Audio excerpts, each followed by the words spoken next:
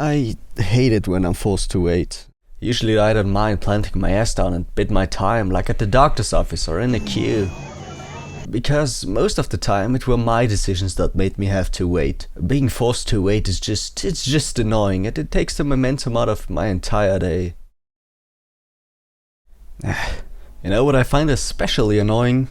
When games do the same thing! You go into a level, have fun for about 2 seconds, and then some weird design decisions is like, nope, fun over. Of course, show me the same cutscene I've already seen 50 times for this game I've already played just to get to the new content. Oh wait, I think I booted up the wrong game.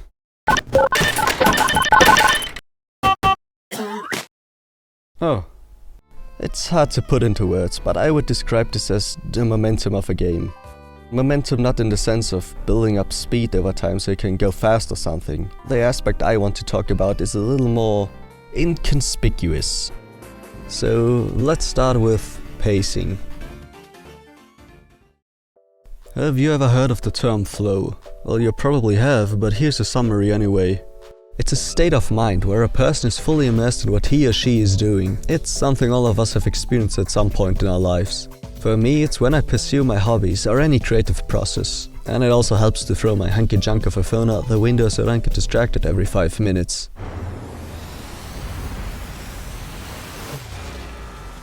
Different forms of media use this to their advantage. Especially video games offer a lot of potential in that department. Game designers can influence and affect the flow of video games to create a better and more enjoyable experience for the player.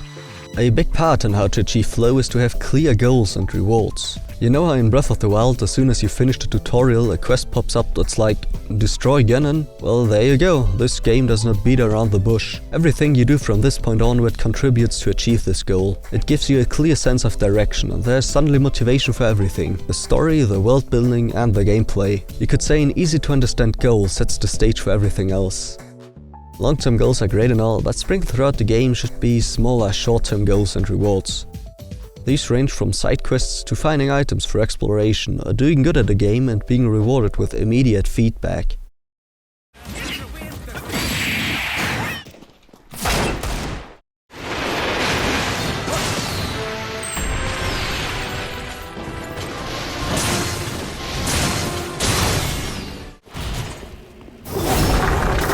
Rewarding feedback helps to keep the player engaged, so it's important to make the player feel successful just from the intended gameplay loop. Another element which is difficult to get right as well, the difficulty. This diagram shows how the player's skill should increase the same way the difficulty does. It also shows the less interesting parts of the experience. These need to exist so the next big and exciting parts of the game have the required oomph to keep you hooked. But if it dips too much into the boredom part, then either your skill is too high, or you are playing a game like Assassin's Creed, where some of the main missions require you to let the game babysit you while it takes all the control away from you and progresses at its own pace. Taking control away is the worst thing to do, plus forcing a player to complete the objective in one specific way is the exact opposite of what I want out of a game. One step in the wrong direction and oops, sudden organ failure, I guess. Oh, my liver! The mainline Mario games take pride in how open and non-linear the levels are. You can collect the same star 10 times back to back and do it in 10 different ways. That's where this diagram falls apart a little. Since, what are you doing collecting the same star over and over again? You're not progressing in the game, but at this point it doesn't matter. Giving the player freedom on how to tackle the objective accommodates for their skill level. Of course, this is all genre dependent, but still it doesn't excuse meandering content like... eh.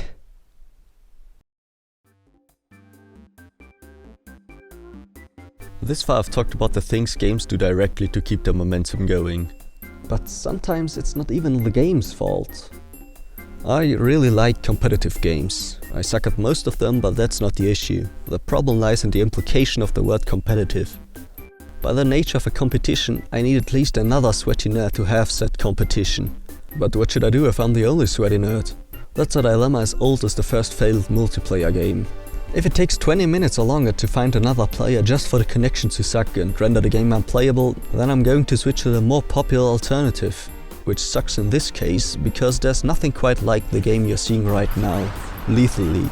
And I'm sure a lot of games I'm unaware of fit this description.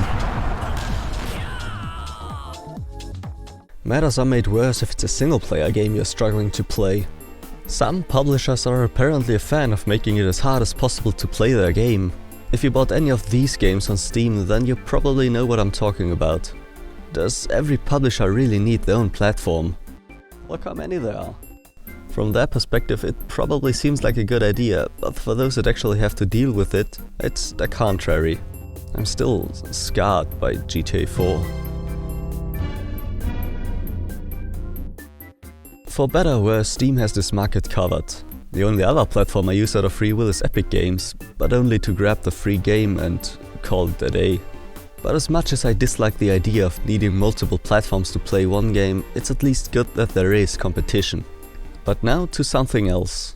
Have you ever come across this problem? How will I ever play that one old game that is only available on the older hardware it was originally released on, without turning into a swashbuckling marauder of the sea? Well, you don't. At least occasionally. Sometimes newer releases of older games provide an inferior experience compared to the original, so you're better off just emulating the original. But emulation in itself brings a plethora of problems. From your emulator of choice, preferred controller and button layout, and so on. Especially N64 emulation can get quite messy from today's perspective. Weird controller and all those different plugins and whatnot. Well, now that I think about it, Nintendo in general doesn't make it easy to emulate their consoles. It's never plug and play and can suck the fun out of the experience. I usually opt for the official releases if the downs don't outweigh the ups. But don't get me wrong, I think emulation is important and definitely has its place. And also, shh. No, you don't.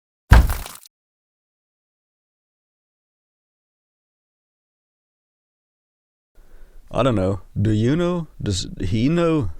I hope I got my point across. If there even was one that made sense, that is. And if I got something wrong, then let me know. So now, I don't know, I'm gonna go touch some grass.